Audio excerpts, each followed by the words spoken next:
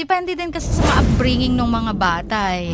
Mga bullies na yan. Sometimes may bully dahil alienated siya dun sa bahay nila, kulang ng pansin, kulang ng atensyon ng mamagulang, o kaya hindi talaga naturuan ng magandang asal kasi nga wala lagi. Busy yung mga magulang, parang ganyan. And then, meron na mga bullies na talagang talagang ano eh, no?